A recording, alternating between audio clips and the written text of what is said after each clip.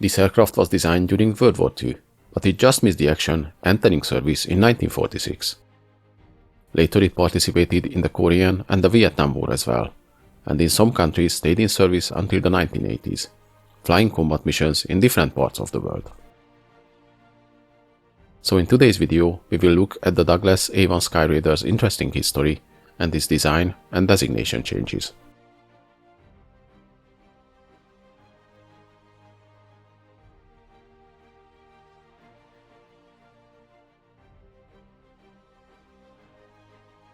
Though the Skyraider was too late to see action in World War II, the roots of the design reach back many years. When the US entered the war, the main dive bomber of the Navy was the Douglas SBD Dauntless. And even though it stayed in production until 1944, it was basically obsolete very early in the war, as it was designed back in the mid-1930s. Months before the SBD even saw action the first time, during the attack on Pearl Harbor, there were already plans for its replacement. As earlier, in June 1941, the Navy issued requirements for a new aircraft to replace the aging Dauntless and possibly the SB-2C Helldiver as well. Two prototypes were ordered from Douglas from their XSB-2D1 design, but they were not the only ones. Other manufacturers were also invited to enter proposals. Curtiss received an order for their XSB-3C1 and Brewster for the P-37 model. The requirements were quite ambitious.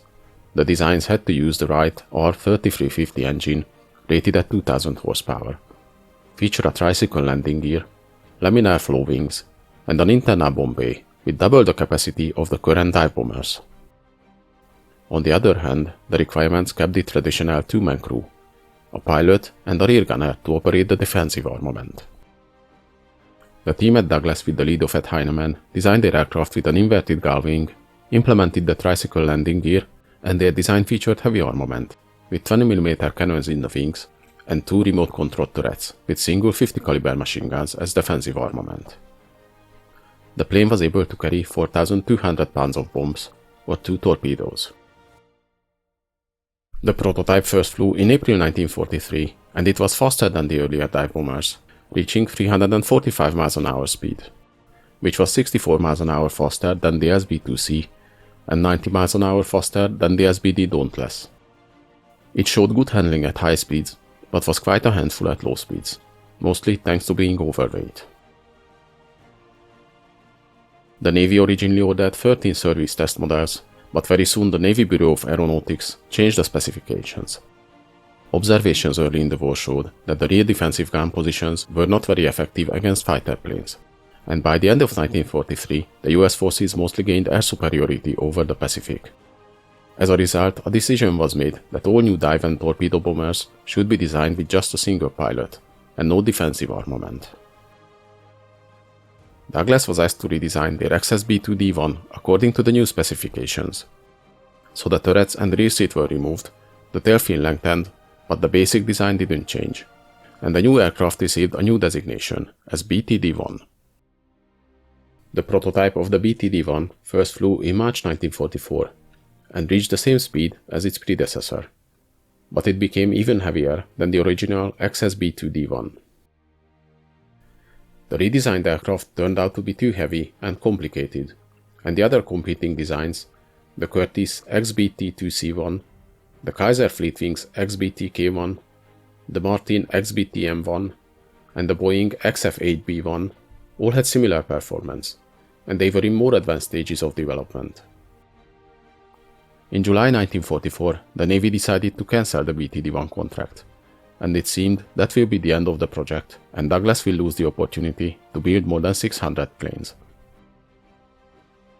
But Heinemann and his team didn't give up, and basically overnight they came up with a new design, and soon presented their new sketches and estimated performance figures to the Bureau officials. Impressed by their work, the Navy modified the contract to 15 prototypes of the new design, with one provision: the new aircraft had to be ready at the same time as the other manufacturers to be able to take part in the competition. The design received its new designation as XBT-2D1. It was a simpler design than the former TBD, with no internal bomb bay, inverted gull wing, or tricycle landing gear. All the ordnance was planned to be carried externally on several mounting points, and the only thing that was kept from the earlier TBD-1 design was the Wright R3350 engine. This helped the team to finish the mock-up in just a month. The new design was a very big aircraft for a single-seater, with 40 feet in length and a wingspan of 50 feet. The team also saved a lot of time by using off-the-shelf parts wherever it was possible, and they managed to build the first prototype in only 8 months. The plane made its maiden flight in March 1945 and started the test flights in April.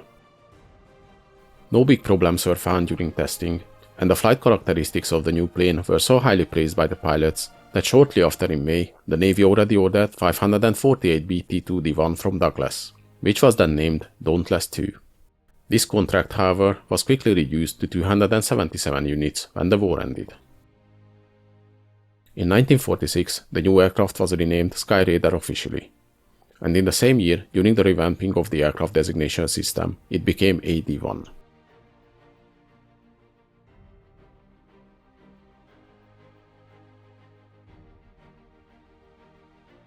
The Skyraider was a very versatile aircraft, and it was used in many roles. Apart from the dive bomber, torpedo aircraft, and attack aircraft roles, there were several other types, like electronic countermeasure and early warning variants, anti-submarine models, 3 or 4 seat versions, and so on. We will not list all of the different variants, but take a look at the main versions of the plane. The XBT-2D1 was the original prototype. It used the R3350-8 engine, producing 2,300 horsepower. The AD-1 was the first production model. Used the R3350-24W engine, producing 2,500 horsepower. Initially, after evaluation, only minor changes were requested from the prototypes, but during further testing, weaknesses were revealed in the construction, and the landing gear, wings, and tail had to be reinforced. These changes were all implemented in the AD-1 variant.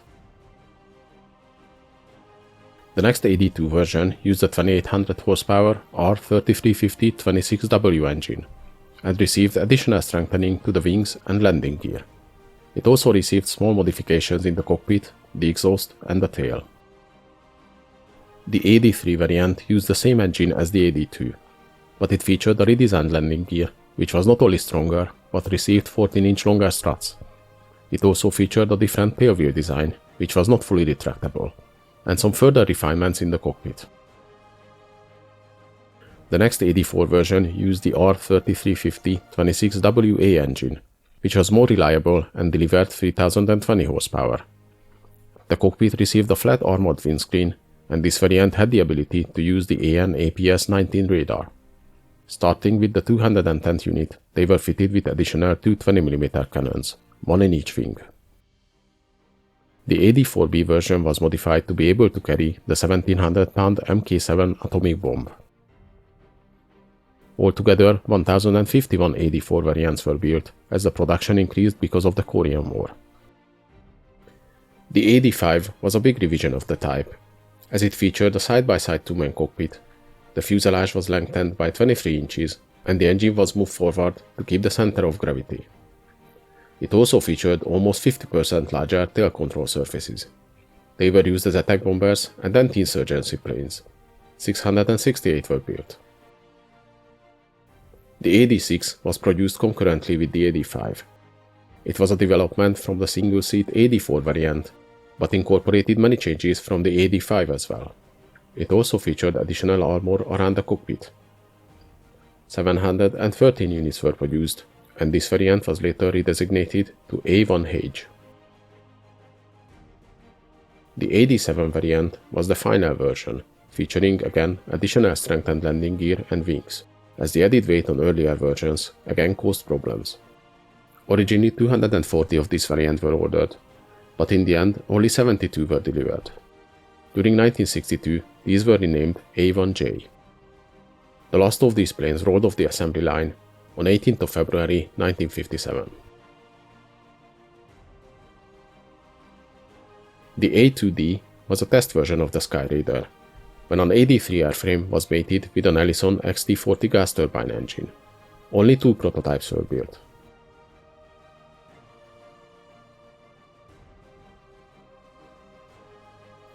The Skyraider was 38 feet 10 inches long, with a wingspan of 50 feet. It had an empty weight of 11,968 pounds, and a maximum takeoff weight of 25,000 pounds.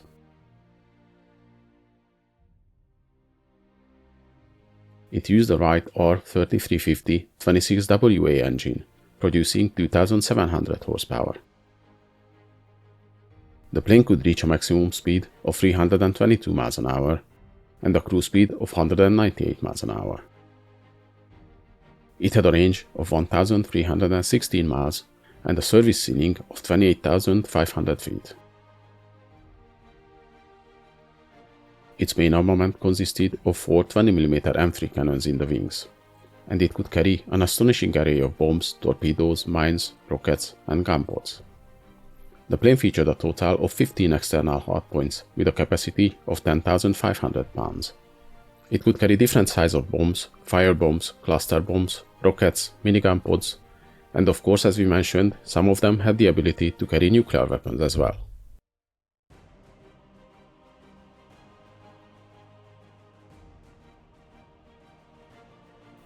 Though the Skyraider was late for World War II and entered service just after the war ended, it didn't have to wait long to see action. They flew a combat mission the first time in July 1950 in the Korean War, and they turned out to be a great asset, as they had higher weapon load and flight time, almost 10 hours, than any jet aircraft of the time. They conducted day and night attack sorties, attacking airfields, bridges, trains, and gunboats, and also flew electronic warfare missions. Though the Skyraiders proved they can take a lot of damage, several times flying home after hit by 20 or 40mm cannon fire, but they were not invincible, and suffered high losses during the daytime missions. To keep the losses down, additional aluminum armor plating was installed on the planes externally. In total, 128 of them were lost in the Korean War, but 27 of those to accidents, mostly thanks to the very powerful engine, which could flip the plane over easily in case of given too much and sudden throttle. During the harsh Korean winters, a need for cold weather modifications arose as well, so 63 of them were modified with de-icers on the wing leading edges, horizontal stabilizers, and fins. The plans to replace the Skyraiders were already in motion in 1955, and as a result the new A6 intruders entered service in 1963. But at the beginning of the US involvement in Vietnam, the A-1 was still in use in many carrier wings. The Skyraiders were also used by the US Air Force in search and rescue operations, and during the war around 350 of them were transferred to the Vietnamese Air Force as well. They actually did so well in Vietnam, the idea of restarting the production was brought up, but in the end the cost was deemed too high. Though the A-1s did remarkably well against ground targets and scored 2 MiG-17 kills as well, their time was slowly running out. With the introduction of the surface-to-air missiles, they suddenly became easy targets, and in the end, the Navy retired the old Spad for good in April 1968. In total, the Navy and Air Force together lost 256 of these planes during the Vietnam War, 198 of them to enemy actions.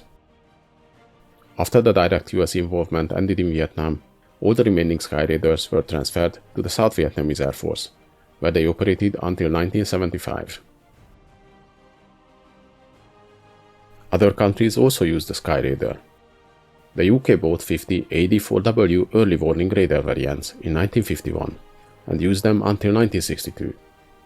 After that, 14 of them were sold to Sweden, where they were used until 1976. The French also bought 113 Skyraiders in 1956, and they participated in the Algerian War. They stayed in service until the 1970s, when the remaining units were passed down to other countries, like Gabon and Cambodia, and some of those stayed in service well into the 1980s. Though the history of the Skyraider started with a rocky development and almost ended before the plane was even built, in the end it became one of the longest serving attack aircraft of the world, staying in service well into the jet era, proving itself time and time again with its robust construction and capability to carry a huge amount of ordnance. Hope you guys enjoyed this video. Please leave a like, subscribe to my channel, and in the comments let me know if there's any interesting events or vehicles you'd like to see.